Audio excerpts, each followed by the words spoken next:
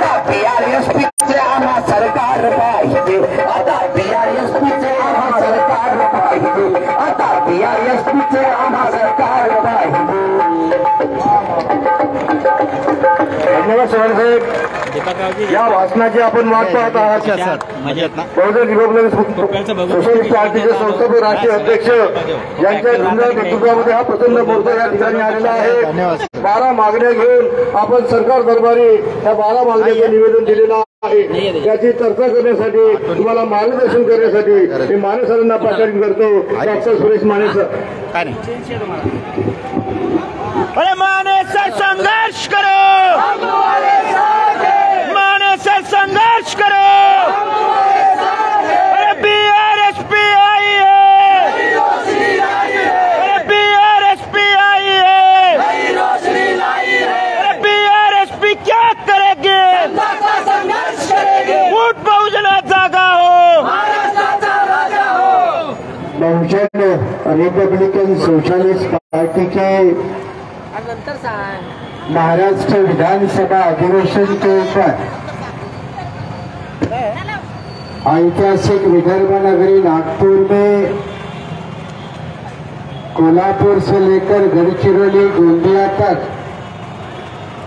और नांदेड़ से लेकर नंदुरबार जिले तक आज के इस मोर्चा में बड़ी भारी तादाद में शामिल हुए पार्टी के समर्थकों इस मोर्चा को संबोधन करने के लिए इस विचार मंच पर पधारे दूसरे दलों के सम्मानीय नेतागण, इस मोर्चा को जिन्होंने संबोधित किया वो आदरणीय EZ कोटरागढ़ साहब, हमारे विदर्भवादी नेता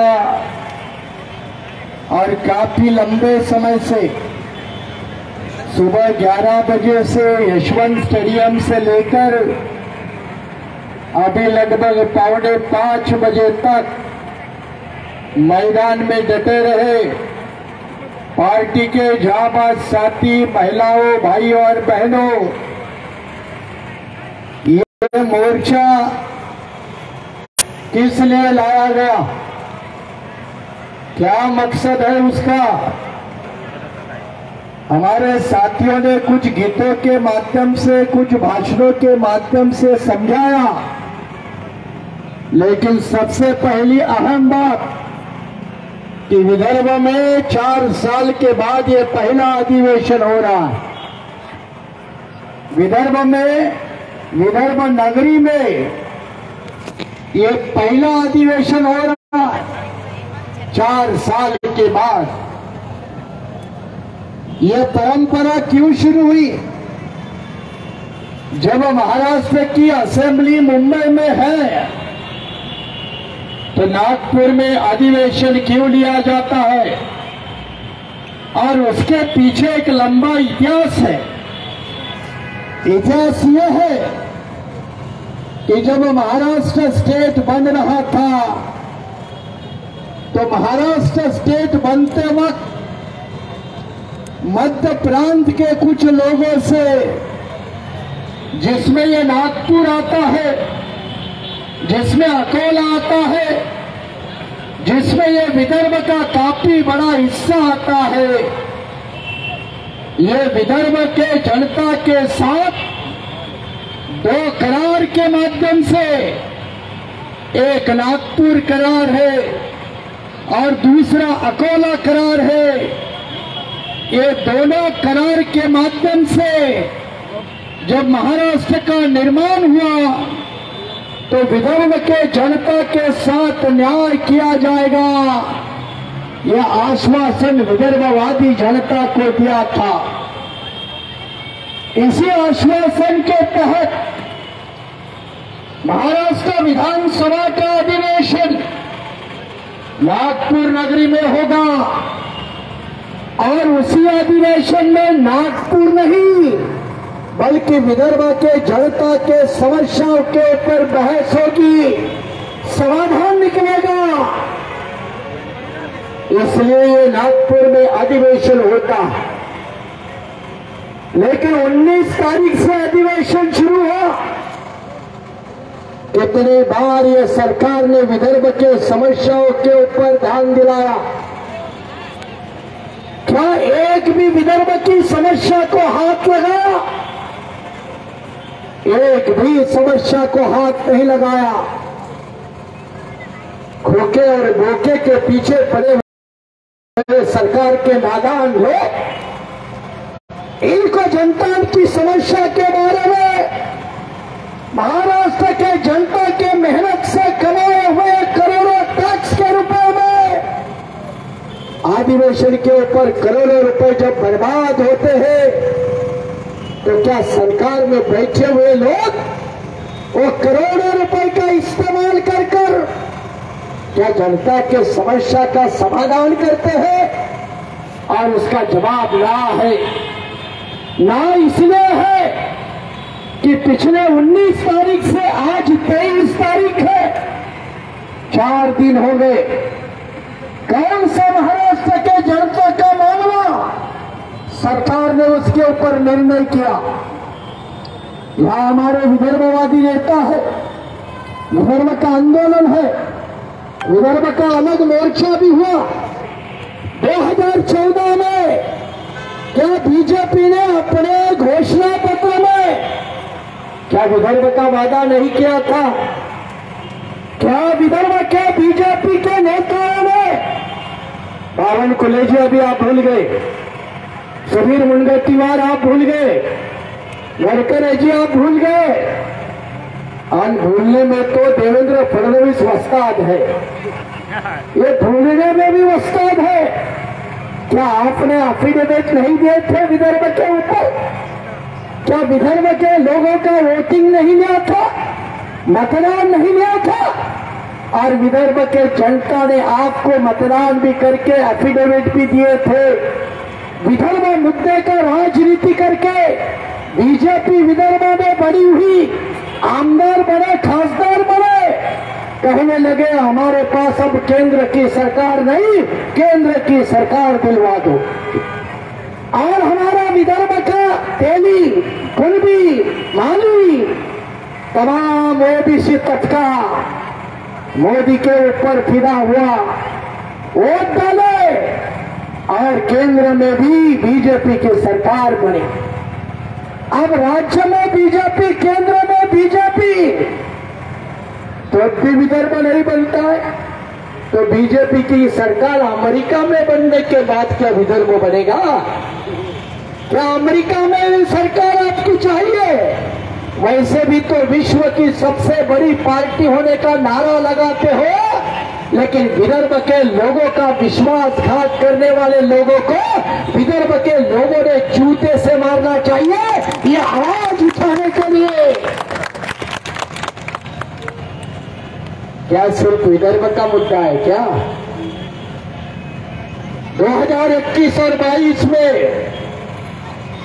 विदर्भ के धान उत्पादक किसानों को बोनस नहीं मिला, 21-22 को बोनस नहीं दिया, 22-23 को अभी तक ये सरकार ने धान उत्पादक किसानों को बोनस डिक्लेयर नहीं किया। क्यों भाई? देवेंद्र जी आप बोलते हो हमारी सरकार किसानों के हित में काम करती है, तो धान उत्पादक किसानों के साथ अन्याय क्यों है? महाराष्ट्र में किसान आत्महत्या को लेकर रिकॉर्ड बन चुका है। पूरे देश में सबसे ज्यादा किसान और खेतीहर मजदूर अगर आत्महत्या करते हैं तो कौन से प्रदेश में? महाराष्ट्र प्रदेश में।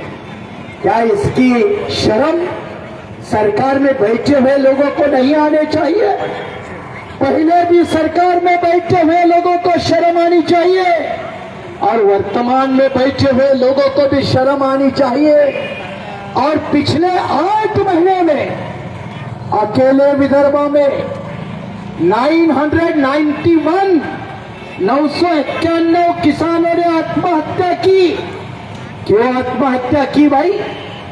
बीजेपी का ढिंढोरा पड़ने वाले, पंतप्रधान किसान योजना का ढिंढोरा पड़ने वाले भाजपा वालों, क्या फसल बीमा के नाम पर किसानों की लूट नहीं करती है क्या फसल कंपनियां, बीमा कंपनियां? अरे 80 रुपए का चेक हाथ में थमा देते हैं किसानों के, 100 रुपए का चेक देते हैं किसानों के हाथ में। तो ये फसल कंपनियां, ये बीमा कंपनियां को सावधान करने वाली, प्रावधान देने वाली बीजेपी की सरकार, क्या ये निकम्मी सरकार नहीं है क्या? तो ये निकम्मी सरकार है। और हमारा नारा होता है, जो निकम्मी सरकार है वो सरकार बदलने की जरूरत होती है। तो ये निकम्मी सरकार बदलने का ऐलान करने के लिए ये बहुजन रिपब्लिकन सोशलिस्ट पार्टी का मोर्चा विदर्भ में, अपने बाजू में, नागपुर के बाजू में भंडारा जिला, हमारे भंडारा के कुछ लोग मुझे नजर आ रहे, कुछ लोग तो नजर नहीं आ रहे। जो नहीं नजर आ रहे वो बाद में देखूंगा, जो दिखते हैं उनको पहले देखता हूं। समृद्धि मार्ग का उद्घाटन करने के लिए मोदी जी पहुंचे और उद्घाटन करते वक्त अपने भाषण में उनको भंडारा जिले का कोसी खुर्द याद आया। मोदी जी, आपकी भी सरकार 8 साल हो गए ना, 8 साल हो गए। अरे आप भी तो प्रधानमंत्री 2014 से है, लेकिन मोदी जी को भी 8 साल के बाद कोसी खुर्द याद आ गया। कहने लगे कोसी खुर्द को बनने के लिए कितना साल लगेगा? भाई, आपके प्रधानमंत्री अटल बिहारी भी तो पहले केंद्र में थे, तब मोदी जी ने नहीं पूछा, खुद 8 साल हुए, 8 साल के बाद उनको कोसी खुर्द याद आ गया। कोसी खुर्द डैम भंडारा में है और भंडारा के अकेले लगभग 27 गांव उठाए गए, लगभग 26-25 गांव नागपुर जिले के उठाए गए, कुल मिला के 49 विलेजेस, 49 गांव ये कोसी खुर्द डैम बनाने के लिए उठाए गए। क्या उनका पुनर्वसन हुआ? क्या उनका रिहेबिलिटेशन हुआ? क्या उनको पूरी नुकसान भरपाई मिली? आज तक नहीं मिली। तो फडणवीस सरकार, अरे भाई, आप तो विदर्भ वादा तो बहुत बार करते हो, तो कम से कम ये हमारे विदर्भ जिले के, भंडारा जिले के कोसी खुर्द डैम के प्रभावित लोगों को न्याय देने का काम अगर आपके रग में और आपके खून में विदर्भ के मिट्टी का रंग है, तो विदर्भ के लोगों के साथ तुम न्याय करके रहोगे, वरना विदर्भ के विश्वासघाती आप गुनहगार लोग होंगे। ये मैं खुले मन से आपसे ऐलान कर रहा हूं। क्या विदर्भ में गढ़चिरौली जिला नहीं है? क्या गढ़चिरौली जिले के लोग काफी लंबे समय से अहेरी जिले के निर्माण की मांग नहीं कर रहे? टोटल जियोग्राफिकल एरिया जो गढ़चिरौली का है, उसको ध्यान में रखकर अगर आप अहेरी जिला नहीं बनाते तो गढ़चिरौली लोगों के साथ आप अन्याय कर रहे हो। इसलिए इस मोर्चे की वो भी मांग है। हमारे खोबरागढ़ साहब भी गढ़चिरौली जिले में रह चुके हैं, कई संघीय अधिकारी रह चुके हैं। ये गढ़चिरौली लोगों की मांग है कि अहेरी जिला बनना चाहिए और गढ़चिरौली जिले में आदिवासी बहुल इलाका, आदिवासी बहुल इलाके में पेशा कानून का राज होता है। उस पेशा कानून को पैरों तले दबाने का काम मोदी सरकार ने किया है। जिस गुजरात में 16% आदिवासी जनता है, 16% आदिवासी जनता, उस आदिवासी के हकों का पेशा कायदा मिटाने का काम बीजेपी सरकार गुजरात में कर रही है। उसी तरह महाराष्ट्र में भी पेशा कानून का सत्यानाश करने का काम जो आदिवासी हित के लिए 1996 में पार्लियामेंट ने यह कानून बनाया, बल्कि बीजेपी सरकार उसकी धज्जियां उड़ा रही है, आदिवासियों का सत्यानाश कर रही है। उसी गढ़चिरौली जिले में एक समय में यही देवेंद्र फडणवीस कहते थे कि सुरजागढ़ प्रोजेक्ट गढ़चिरौली में नहीं बनेगा, आदिवासी को हकों की रक्षा की जाएगी, पैसा कानून का पालन होगा। और जैसे ये केंद्र में सरकार आए, राज्य में सरकार में बैठे, इन्होंने सुरजागढ़ प्रोजेक्ट को शुरू किया, खनिज उत्पादन को शुरू किया। और एक समय था जब फडणवीस से यह वादा किया था कि सुरजागढ़ से पैदा होने वाला खनिज की फैक्ट्री गढ़चिरौली में लगेगी, लोगों को रोजगार मिलेगा। और कुछ बीजेपी के नेताओं ने रोजगार देने के नाम पर झूठे फॉर्म भी भरकर हमारे आदिवासी लोगों को गुमराह किया और रोजगार के लिए आंध्र प्रदेश, तेलंगाना, कर्नाटक से लोग लाए गए। क्या भाई महाराष्ट्र विरोधी काम नहीं है? क्या यह आदिवासी युवा विरोधी काम नहीं है? और इसलिए गढ़चिरौली जैसे जिले में भी आदिवासियों के साथ बड़ा बड़ा धोखा किया जाता है। ये बाकी आदिवासी नेता भी नहीं रखेंगे। गढ़चिरौली का मेंबर ऑफ पार्लियामेंट जिसका खुद का जाति का सर्टिफिकेट झूठा है, उसको नागपुर बेंच के सामने किसी ने चैलेंज किया है, वो आदिवासी है। लेकिन आदिवासी नेता लोग, आदिवासी एमपी एमएलए ये बीजेपी में जाकर कुछ रामदास आठवले जैसे दलित नेता के सामने मुंह नहीं खोलते, ऐसे गद्दार नेता होते हैं। किसी ने ठीक कहा है कि भाई जुल्म का पेट एक दिन बटेगा जरूर, गरीबों का हक एक दिन बटेगा जरूर, लेकिन नापाक होती है कुत्तों की दोस्ती, काटेगा नहीं तो चाटेगा जरूर। ऐसे नेताओं के सहारे भारतीय जनता पार्टी आदिवासियों के साथ विश्वासघात कर रही है और इसलिए बीआरएसपी पुरजोर समर्थन करती है। सुरजागढ़ प्रोजेक्ट प्रभावित लोगों के दुख और दर्द का हल होना चाहिए, अहेरी जिले का निर्माण होना चाहिए, पैसा कानून का अमल होना चाहिए। और इसके साथ क्या भाई हमारे नागपुर के लोगों ने भी परसों बाबा साहब अम्बेडकर के स्मारक के लिए बड़ा मोर्चा निकाला, सारे लोग कूद पड़े। नागपुर में बाबा साहब नाम के थोड़ा बहुत भी झंडा उठा लो तो सोया हुआ गधा भी उठ जाता है, मरा हुआ गधा भी उठ जाता है, मुर्गा भी उठ जाता है। लेकिन उस मुर्दे को बाद में कांग्रेस वाले अपना झंडा लगाते हैं। उस मुर्दे के ऊपर भी राष्ट्रवादी के लोग अपना झंडा लगाते और अपने बाबा साहब का झंडा कहीं नजर नहीं आता। बीआरएसपी ऐसे मुर्दे को भी गाड़ना भी जानती है और बदलवाना भी जानती है और इसलिए अंबादरी का स्मारक गिराया। क्यों भाई? फडणवीस जी क्या वजह थी? एनआईटी का घोटाला की चर्चा तो होती है विधानसभा में, अच्छी बात है। आरोप नगर विकास मंत्रालय चलाने वाले मुख्यमंत्री के ऊपर है, मुख्यमंत्री शंके के दायरे में आता है।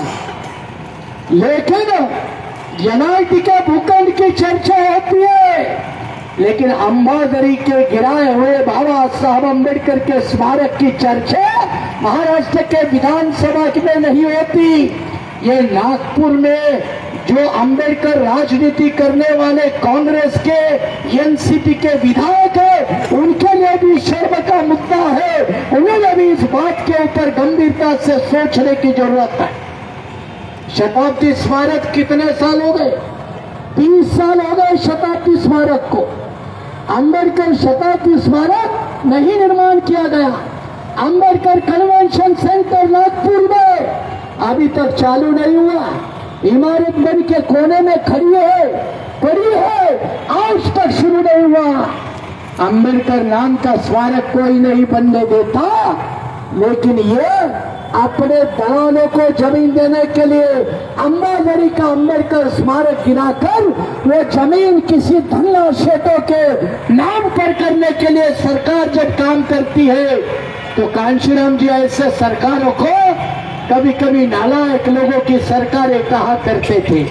ये नालायक लोगों की सरकारें हैं, और अगर नालायक लोगों की सरकारें अगर ये काम करेगी तो हमारे साथ कभी न्याय नहीं होगा। और अन्याय का नया सिलसिला अब आपके सामने आ गया। क्या हुआ? महाराष्ट्र में भूमिहीन किसान और खेतीहीन मजदूर, इनकी आबादी बड़ी है। सरकार के पास आंकड़े हैं। भूमिहीन किसान जिसमें ज्यादा पिछड़े वर्ग के ज्यादा है, भूमिहीन लोग ज्यादा है, खेतीहीन मजदूर ज्यादा है। और ये भूमिहीन किसान और मजदूर अपनी रोजी रोटी के लिए कई जंगल में, कई पहाड़ में, कई और मुश्किल वाली जगह पे जाके 30-40 साल पहले बसे, छोटे घर बनाए। घर के सहारे जो बंजर जमीन थी उसको खेती में बदल दिया। अब सरकार कह रही है कि उस जमीन से हट जाओ, चाहे वो जमीन सरकार की फॉरेस्ट की है, चाहे वो जमीन गायरान की है, चाहे वो जमीन गौठान की है, चाहे वो जमीन पर जमीन है।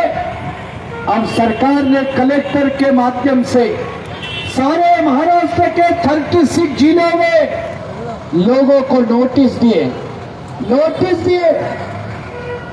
मराठवाड़ा के 4 जिले के लोग, जालना, परभणी, बीड और नांदेड़, ये लोग नोटिस लेकर मेरे पास मुंबई में पहुंचे। मुंबई में नोटिस लेके आए। 1 हफ्ते का समय था। मैं सिर्फ राजनीतिक नेता नहीं हूं, मैं वकील भी होने के कारण ये हमारे 4 जिले के मराठवाड़े लोगों के तरफ से हमने हाईकोर्ट में अर्जी डाली, और हाईकोर्ट में, मुंबई हाईकोर्ट में ये हटाने वाले कलेक्टर के आदेश के ऊपर हम लोगों ने उसके ऊपर स्टे ले लिया। और इसी कारण आज भी लोग वो अपने जगह पे है। स्टे 24 तारीख भी चलेगा, और उसके बाद भी सरकार में कोई भी बैठा हो या उसका बाप की भी क्यों न बैठा हो, आपको उस जमीन से कोई बेदखल नहीं करेगा। ये मैं पूरे मोर्चा में नागपुर के लोगों के समक्ष आपके सारे गायरान धारक जमीन वालों को मैं आश्वासित कर रहा हूं। इसके लिए महाराष्ट्र में एक बड़ा दलित नेता है, वो छुप छुप कर बीजेपी के साथ अलायंस करता है, खुलकर नहीं करता, लेकिन खुलकर उसका रूप अब लोगों के सामने आने लगा है। कई बार उसकी पोल खुलने में लगी है, और वो जब बीआरएसपी ने मुद्दा उठाया तो वो तुरंत जा गया मंत्रालय में, शिंदे जी के पास तुरंत बैठा और फोटो निकलवाया। अरे शिंदे के साथ तुरंत कौन बैठ सकता है? जो शिंदे का दोस्त है वही बैठ सकता है ना। और शिंदे दोस्त किसका है? फडणवीस का है। तो एक आदमी शिंदे के पास जाके बैठेगा, शिंदे बीजेपी के पास जाके बैठेगा, तो तीसरा आदमी भी तो बीजेपी की पूछ पकड़ नहीं चलता है ना। इतनी तो अकल अभी महाराष्ट्र के अंबेडकरवादी जनता को होना चाहिए। उसने बहुत कोशिश की कि ये भी मुद्दा मानेसर से हाथ से निकालो, लेकिन मानेसर हद का वकील भी है, प्रोफेसर भी है, और पार्टी चलाने वाला नेता भी है। इसलिए इस मुद्दे के ऊपर उनको पीछे रहना पड़ा, और वो चुपके से गलत तरह के राजनीति करने में लगे। लेकिन अच्छी बात है, 2 दिन पहले सुधीर मुनगंटीवार, ये महाराष्ट्र के फॉरेस्ट मिनिस्टर हैं, वन खाते उनके पास है। उन्होंने पिछले सरकार में करोड़ों पेड़ लगाए थे। कितने करोड़ लगाए? 33 करोड़। अब 33 करोड़ का आंकड़ा क्यों आता है बीजेपी का? क्योंकि वो 33 करोड़ को हमेशा ढूंढते रहते। अरे कोविड में एक भी तो काम नहीं आ रहा था 33 करोड़ वाला। और अब मोदी भी कह रहे कोरोना बहुत जल्दी आने वाला है, मास्क लगाना शुरू करो।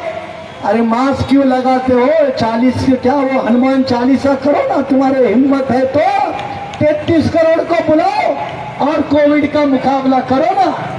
ये 33 करोड़ पेड़ लगाए थे मुनगंटीवार जी के पेड़। 33 करोड़ किसने देखे? कह रहे भाई चंद्रपुर जिले वाले, ये हमारा किधर गया वो गायरान जमीन वाला एक लड़का है, किधर गया उसके 33 करोड़ पेड़? क्या नजर आते हैं? एक जगह भी नजर नहीं आते। लेकिन मुनगंटीवार ने 2 दिन पहले एक अच्छा बयान दिया। क्या बयान दिया? उन्होंने अपने एक बयान में विधानसभा के अंदर ये कहा कि महाराष्ट्र के सरकार के पास 36,000 स्क्वायर किलोमीटर जगह खाली है। कितनी जगह खाली है? 36,000 स्क्वायर किलोमीटर जगह खाली है। इसका मतलब भूमिहीन लोगों को देने के लिए जमीन पर्याप्त है, जमीन पर्याप्त है। तो दादा साहब कर्मवीर दादा साहब गायकवाड़ सबलीकरण योजना के अंतर्गत प्रत्येक भूमिहीन परिवार को 4 एकड़ जमीन मिलनी चाहिए। यह बीआरएसपी का इस मोर्चे का जो डिमांड है सरकार को पूरा करना चाहिए। क्योंकि मुनगंटीवार के मुताबिक अगर 36,000 स्क्वायर किलोमीटर जगह खाली है, इसका मतलब सरकार के पास जमीन है, तो सरकार ने यह जमीन लोगों को देना चाहिए। इस बात को सरकार को भी याद दिलाना चाहिए। और इसके साथ ही कल हमारे आदिवासी लोगों का एक मोर्चा आया था। किस बात को लेकर आया था? झूठे सर्टिफिकेट लेकर सच्चे आदिवासी की नौकरी छीनने वाले, झूठे कास्ट सर्टिफिकेट वाले लोगों के खिलाफ सरकार ने कार्रवाई करनी चाहिए। इसके लिए मोर्चा आया था। मोर्चा आदिवासी को आया था। लेकिन आपको बता दो 2017 में झूठे कास्ट सर्टिफिकेट लेकर सरकारी नौकरियों में आदिवासी की नौकरियां छीनने वालों के खिलाफ अगर पहला मुंबई हाईकोर्ट में रिट पिटीशन डाला है तो वो भी डॉक्टर माने ने डाला है, किसी आदिवासी नेता ने नहीं डाला। आदिवासी नेता ने नहीं डाला, डॉक्टर माने ने डाला है। और पिटीशन में याचिकाकर्ता कौन है? याचिकाकर्ता उस वक्त भीमराव केराव, ये किनवट के आमदार अब बीजेपी के हैं, और एक दूसरा आदिवासी यवतमाल का, ये 2 याचिकाकर्ता है। लेकिन 2018 के बाद ये हाईकोर्ट के याचिका का क्या हुआ, ये पूछने के लिए एक भी आदिवासी नेता मेरे पास नहीं आया। ना यवतमाल का आया, ना किनवट का आया। तो आदिवासी नेता भी दलित नेता के तरफ वैसे का व्यवहार करते हैं। लेकिन आज भी मैं आपको कह रहा हूं कि चाहे बीडे के खिलाफ वाली याचिका या आदिवासी झूठे सर्टिफिकेट के खिलाफ वाली याचिका अगर किसी की है तो वो डॉक्टर माने वकील की है और किसी की नहीं है। और वो लोग आए ना आए कोई फर्क नहीं पड़ता, कोई आए ना आए कोई फर्क नहीं पड़ता है, कोई आदिवासी आए ना आए कोई फर्क नहीं पड़ता है।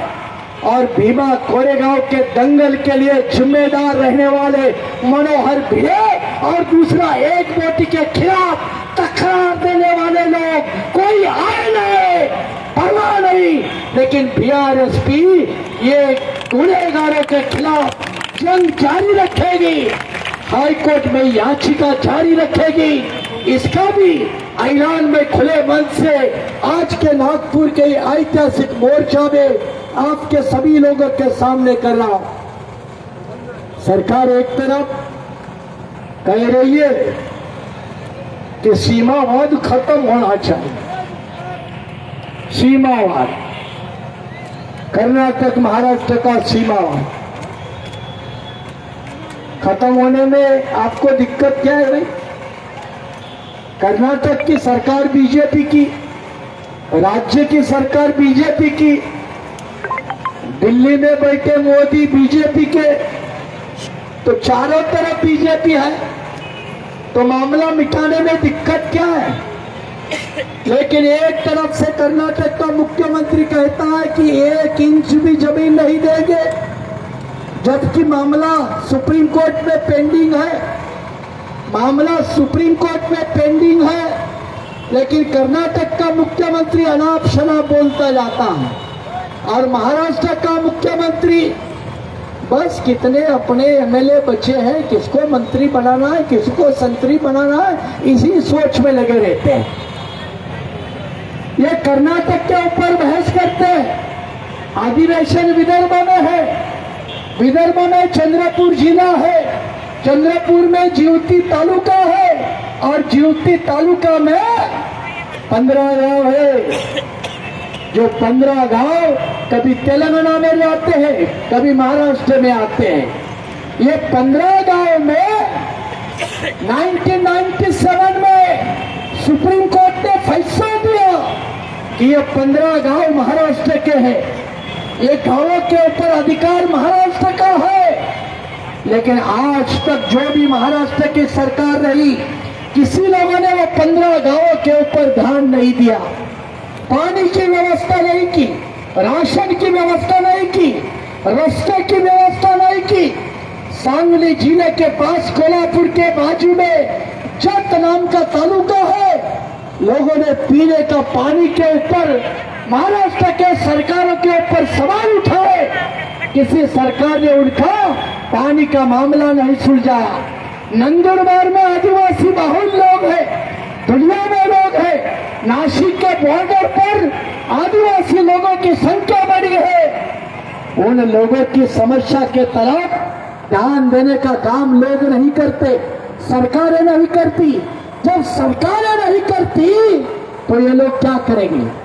राशन कार्ड मांगते, राशन कार्ड नहीं देते, पीने का पानी मांग रहे, पानी नहीं देते। जब महाराष्ट्र की सरकारें ध्यान नहीं देगी तो वहां के लोग करेंगे क्या? और इसको लेकर महाराष्ट्र के सरकार ने अभी गंभीरता से सोचना चाहिए। और इसीलिए जब महाराष्ट्र के सरकार चलाने वाले लोग यहाँ के उद्योग धंधा गुजरात को भेजने का काम कर रहे हैं, क्यों भाई? हर कारखाना गुजरात में जाएगा, इंडस्ट्री गुजरात में लगेगी, तो महाराष्ट्र में पढ़े लिखे लोगों को रोजगार कहाँ मिलेगा? एक तो सरकारी नौकरी का आप कंट्राक्टीकरण कर रहे हो, खासगीकरण कर रहे हो, आउटसोर्सिंग कर रहे हो, और क्लास 3 और क्लास 4 इनकी नौकरियों को बर्खास्त करने का काम कर रहे हो। और जब नौकरियां नहीं दे रहे तो सरकारी नौकरियों का निजीकरण क्यों कर रहे हो? और इसलिए ये मोर्चा आउटसोर्सिंग खिलाफ भी है, कंट्राक्टीकरण खिलाफ भी है, और सरकार को ये चेतावनी करना चाहती है कि एक तरफ तो आप आरक्षण को नष्ट करने के लिए सरकारी नौकरियों का निजीकरण कर रहे हो, खासगीकरण कर रहे हो, आउटसोर्सिंग कर रहे हो, और यहाँ के युवाओं को, पढ़े लिखे रोजगार वाले लोगों को बेरोजगार बनाकर उनको आत्महत्या कराने के लिए मजबूर कराने का काम अगर यहाँ की फडणवीस सरकार करती है तो आपको विचार करना होगा। पुलिस की भर्तियां अभी चालू है ना, 18,000 जगह है, 18,000। अर्जियां कितनी आई? 18 लाख। 18 लाख जगह आई। जब 18 लाख एप्लीकेशन आती है तो महाराष्ट्र की कितनी बड़ी गंभीर समस्या है। और इसलिए बेरोजगारी के समस्या को भी हम लोगों ने ध्यान में रखकर अभी आपको भी सरकार को कि भाई इसके आगे आउटसोर्सिंग नहीं चलेगा। और मैं आपको कह रहा हूं कि सरकार के निजीकरण नीति को, प्राइवेटाइजेशन के नीति को, आउटसोर्सिंग के नीति को मुंबई हाईकोर्ट के सामने चैलेंज करने वाला दूसरा नया रिट पिटीशन और किसी का नहीं है, डॉक्टर माने का है। और किसी का नहीं है, दूसरे किसी नेताओं का नहीं, दूसरे किसी पार्टियों का नहीं। वो भी रिट पिटीशन बहुजन रिपब्लिकन सोशलिस्ट पार्टी के तरफ से डॉक्टर माने का है। तो एक तरफ से अदालत की जंग और दूसरे तरफ से मैदान की लड़ाई लड़ने वाली अगर कोई पार्टी है तो बहुजन रिपब्लिकन सोशलिस्ट पार्टी है। और इसीलिए ये आज का जो विशाल मोर्चा लाया गया, इसमें कई मुद्दे हैं, कई मुद्दे। आखिरी मुद्दा यह है भाई कि महाराष्ट्र में बसवेश्वर को मानने वाले कई लोग हैं ना। महात्मा बसवेश्वर नागपुर में भी है, कोल्हापुर में है, सांगली सातारा में है, कर्नाटक में है। बसवेश्वर को मानने वाले बड़े लोगों की डिमांड है कि उनके लिंगायत धर्म को रिलीजियस माइनॉरिटी का दर्जा मिलना चाहिए। एक तरफ हिंदुत्व की राजनीति करने वाले भाजपा वाले और संघ परिवार वाले, इस देश में जो भी जन्मा है वो हिंदू है कहने वाले आरएसएस के सरसंघ संचालक।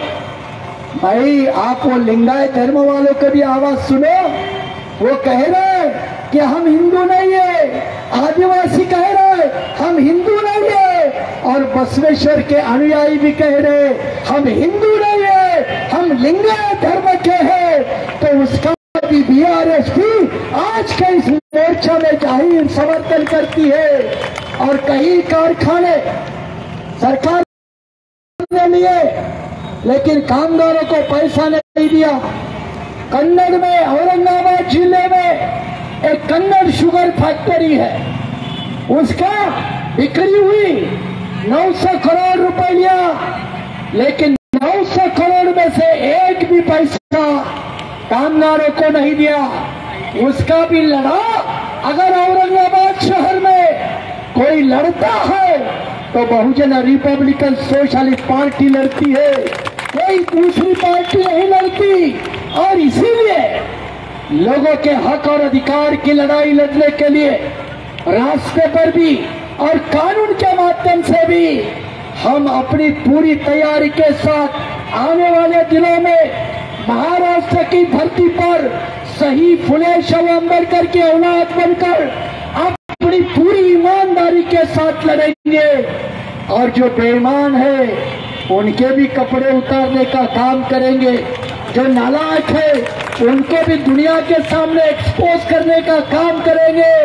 और साफ कहेंगे कि तू इधर उधर की बात मत कर, ये तो बता ये कारवा क्यों लुट गया। आणि हे सरळ सरळ प्रश्न घेऊन लोकांच्या मैदानामध्ये लोकांच्या समोर जाण्यासाठी आपण इथून पुढं मग कुठलंही इलेक्शन असो, आंदोलन असो, आणि इथून पुढे मी तुम्हाला सांगू इच्छितो की मी एकटाच नाही, राजकारण म्हणून नाही, तर दादासाहेब गायकवाडांच्या नंतर सगळ्यात मोठं भूमिहीनाचं आंदोलन जर कोणी महाराष्ट्रात उभं केलं तर ते आपण उभं करू। हे महाराष्ट्राच्या समोर दाखवण्याचं काम अगदी इजड खोबराडे साहेब असतील, आमचे दुसरे काही संघ अधिकारी असतील, त्यांच्या वतीने देखील आम्ही महाराष्ट्रातील जनतेच्या हितासाठी एक जमीन प्रश्नावरती आगामी दिवसामध्ये भव्य आंदोलन उभं करू। त्याच्यामध्ये तुम्ही ताकदीने उतरायचं। आणि एक सांगतो, बेकारी वाढती ना तर लगेच दुसरी परिषद आहे आणि त्या परिषदेचा नारा आहे अब की बार सिर्फ रोजगार. त्या परिषदेचा नारा आहे अब की बार सिर्फ रोजगार. त्याच्यावरती सुद्धा महाराष्ट्रामध्ये संपूर्ण रान कापवण्याचं काम बहुजन रिपब्लिकन सोशलिस्ट पार्टी करेल. त्यामुळे कार्यकर्ते पदाधिकारी आपण गेल्यानंतर सदस्यता अभियान ताकदीने राबवा. उद्या नागपूरकरांची बैठक आहे, सकाळी 11 वाजता आहे, वेळेवर पोहोचा. पुन्हा फडणवीस गाडी पाठवेल म्हणून उशिराने येऊ नका. विदर्भावर अन्याय झाला हे वारंवार मांडू नका. कामचुकारकी आणि नालायकपणाचे पुरावे पुन्हा पुण्याची देऊन आपण आंबेडकरांची नालायक औलाद आहात हे दाखवू नका. आंबेडकरांची जर खरोखरची औलाद असाल तर आंबेडकरांसारखं वागायला शिका, त्या ताकदीनं काम करायला शिका. आणि म्हणून इथून पुढे गेल्यानंतर गावोगावी शहर शहरी आपला आवाज बुलंद झाला पाहिजे. त्या बुलंद करण्याचा एकही मार्ग आपण सोडता कामा नये. आणि म्हणून हा मोर्चा संपल्यानंतर आपण जाताना मला माहिती आहे काही सिंधुदुर्गचे लोक आहेत, काही कोल्हापूरचे आहेत, काही गडचिरोलीचे आहेत, काही ट्रेननं आलेत, काही 4 व्हीलरनं आलेत. जाताना आपण सांभाळून जायचं. समृद्धी महामार्ग चांगला आहे पण मरायला पण जास्त लोक लागले अलीकडे. आकडेवारी बघितली असेल. त्यामुळं नको त्या लोकांच्या बळी नको. ज्यांच्या जावे अशी अपेक्षा करतो त्यांच्या जात नाहीत. नको त्या लोकांचे बळी जातात. तेव्हा समृद्धी मार्गाने जाणाऱ्या लोकांनी आपल्या गाड्या शांतपणे व्यवस्थित घेऊन द्या. जाताना घरापर्यंत आपल्या सोबतच्या कार्यकर्त्यांना, महिलांना, विशेषतः मुलांना नीटपणे घेऊन द्या. आणि आपला आजचा संदेश महाराष्ट्राच्या कानाकोपऱ्यामध्ये पोहोचवा. तुम्ही काबाड कष्ट करून तुम्ही या मोर्चाला आलात. तुम्हाला कुणी गाड्या दिल्या नाही, कुठल्या भाड्यानं तुम्हाला भाड्यानं आणले नाही. तुम्ही स्वतःच्या ताकदीवरती आलात, तुम्ही स्वतःच्या जीवावरती आलात. ट्रेननं आलात, 4 व्हीलरनं आलात, 2 व्हीलरनं आलात. म्हणून मी पक्षाचा अध्यक्ष म्हणून तुमचं जाहीर अभिनंदन करतो.